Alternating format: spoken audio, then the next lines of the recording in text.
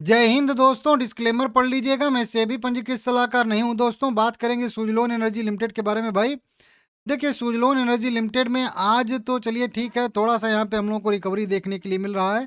3% के आसपास अच्छी खासी जो है यहाँ पे बढ़त देखने के लिए मिल रही है, ठीक है ना। अब देखिए, आज इसमें अगर देखेंगे हम लोग तो मार्केट भी आधे % बढ़ के ही क्लोज किया है। हालांकि एक टाइम पे थोड़ा सा मतलब दबाव आया था, लेकिन फिर से जो है रिकवरी यहाँ पे देखने के लिए हम लोग को मिली है, ठीक है ना। यहाँ पे सुजलोन में भी सेम वही चीज़ बना है। सुबह में मार्केट गैप अप से ओपन हुआ था, उसके बाद गिरावट आई और शाम के टाइम पे यहाँ पे फिर से रिकवरी देखने के लिए हम लोगों को मिल रही है। और वही चीज़ जो है निफ्टी में भी देखने के लिए मिल रही है। लगभग 5.5 करोड़ इक्विटी शेयर यहाँ पे बाय सेल होता हुआ दिख रहा है। और वहीं पे बात करेंगे तो 266 करोड़ रुपए के टोटल शेयर बाय सेल होते हुए दिखे हैं। और डिलीवरी परसेंटेज की बात करेंगे यहाँ पे हम लोग तो डिलीवरी परसेंटेज 43% का देखने के लिए हम लोगों को मिल रहा है। वहीं पे बात करेंगे दोस्तों तो इसमें एक खबर निकल के सामने आ रही है, जो कि आप लोग यहाँ पे देख सकते हो। एक ऑफिशियल पुनर्गठन वाली जो खबर थी ना, वही वाली खबर निकल के सामने आ रही है। और उसके बाद यहाँ पे कुछ जो है ब्रोकरेज रिपोर्ट भी निकल के सामने आई हैं, जो आप लोग यहाँ पे चाहो तो देख सकते हो, मिला सकते हो, ठीक है ना। तो एक सिस्टमैटिक्स के अनुसार शेयर में जो है लगभग यहाँ पे 50% की वृद्धि की संभावना दिख रही है। पहले तो ये ब्रोकरेज रिपोर्ट है, ठीक है ना। 50% की वृद्धि का मतलब हो गया कि जो करेंट प्राइस है उससे 50 रुपये और ऊपर की इनको जो है संभावना दिख रही है। लगभग बात करेंगे तो यहाँ पे 55 से 60 का यहाँ पे इनको जो है मेरे हिसाब से लक्ष्य दिख रहा है, ठीक है ना। इस तरीके से, तो इस तरीके से यहाँ पे बताया जा रहा है। सब कुछ आप लोग देख सकते हो, समझ सकते हो, ठीक है ना। बाकी मेन चीज़ है ये, आज एक खबर भी आई है जो 22 जनवरी 2026 का यहाँ पे सुजलोन एनर्जी लिमिटेड में आप लोग देख सकते हो। और इसी न्यूज़ को मैं समझाने वाला हूँ।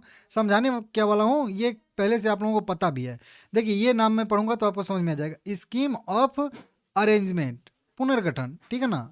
स्कीम ऑफ अरेंजमेंट, यहाँ पे जो कंपनी ने किया था पुनर्गठन योजना, जिसमें कई सारी मंजूरियाँ लेनी थी, वोटिंग भी हुई थी, तो उसका वोटिंग का भी रिजल्ट आया था। तो मैं आप लोगों को बताया था उसमें कि वोटिंग पास कर दिया गया है।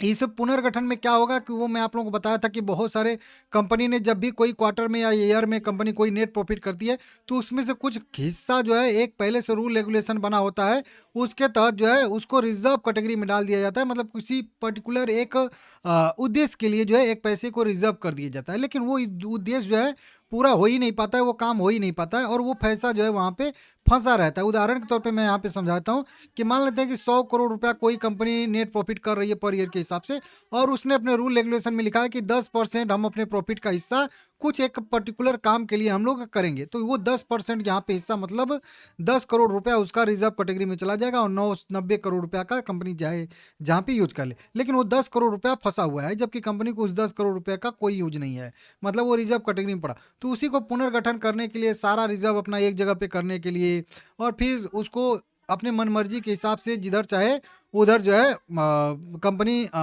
मतलब यूज करे, तो इसके लिए पुनर्गठन टाइप का कंपनी ने किया है और उसके लिए मंजूरी मिली थी। अब उसके बाद क्या हुआ कि पहले एनसीएलटी के पास गए थे।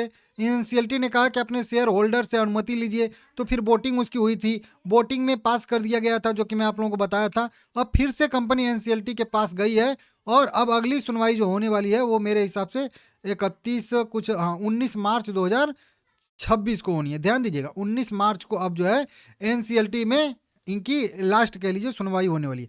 अगर इस एनसीएलटी की जो सुनवाई होगी उसमें मंजूरी मिल जाती है, और नॉर्मल सी बात है मिल ही जाएगी, क्योंकि जब सारा प्रोसेस कंपनी उसको फॉलो कर रही है तो मिल जाएगा, ठीक है ना।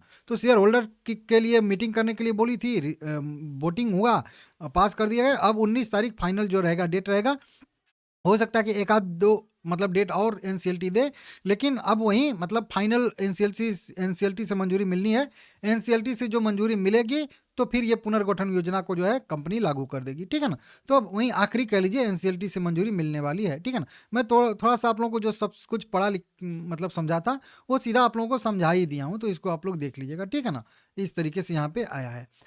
इसका न्यूज़पेपर में कंपनी ने पब्लिकेशन दिया है, उसका भी यहाँ पे अपडेट आया है, तो देख लीजिएगा, ठीक है ना। तो इससे कुछ कंपनी को फ्री हैंड मिलेगा, और आगे हो सकता है कि कंपनी डिविडेंड भी दे दे। और वही मैं आप लोगों को उस समय बताया था, आप लोग सब जानते हो, कई बार इस न्यूज़ को कवर किया हूँ, ठीक है ना। अगर नए लोग हो तभी आपको समझ में नहीं आएगा, नहीं तो सबको समझ में आ गया है कि क्या बोल रहा हूँ, ठीक है ना। इस तरीके से तो देख लीजिएगा आप लोग। बाकी शेयर के बारे में बात करेंगे दोस्तों, तो आज अच्छी खासी रिकवरी आई है। वहीं मैं देखना चाह रहा था यहाँ पे कि क्या यहाँ पे इसके जो है चेंज इन ओआई में कोई मतलब चेंज हुआ है पॉजिटिव साइड में, यहाँ पे मैं देखने वाला। हाँ भाई, एक ही दिन की मतलब तेजी, और कितने सारे कॉल राइटर जो थे वो भाग गए हैं। देखिए कितने सारे, हालांकि एक्सपायरी भी बिल्कुल पास में आ चुका है, तो अच्छा खासा प्रॉफिट भी बुक कर रहे हैं वो लोग, ऐसा बात नहीं है कि नहीं लॉस में काट रहे हैं। अब थोड़ी सी जो है कॉल राइटिंग यहाँ पे होती, पुट राइटिंग यहाँ पे होती हुई दिख रही है, लेकिन अभी भी सारे के सारे पुट राइटर, सारे के सारे कॉल राइटर पीछे के ऊपर के प्राइस पे, मतलब 47 से ऊपर के प्राइस पे काट रहे हैं। आज एक चीज यहाँ पे इंटरेस्टिंग हुआ है कि आज कहीं पे भी कॉल राइटिंग यहाँ पे नहीं हुई है, ये सबसे इंटरेस्टिंग बात है। दो प्राइस पे, एक 45 पे और एक 46 पे पुट राइटिंग आज हुई है, तो ये थोड़ा सा इसको पॉजिटिव आप लोग समझ सकते हो। बाकी ओपन एआई जैसे का तैसे अभी भी है, अभी भी 50 रुपए के आसपास जो है कॉल राइटिंग दबा के हुई है, और 48, 47, 48, 49 पे भी कॉल राइटिंग अभी भी मतलब ज़्यादा है, ठीक है ना, देख लीजिएगा। चार्ट पे वहीं ठीक है, आपको बताया था कि एक स्टेप की गिरावट यहाँ पे कंप्लीट हो रही है इस तरीके से। अब डिटेल में बात करेंगे तो फिर से वीडियो बड़ी बन जाएगी, समझाया था। तो वहीं सपोर्ट से एक पुल बैक की संभावना थी, शायद से वहीं वाला पुल बैक आ रहा है, ठीक है ना।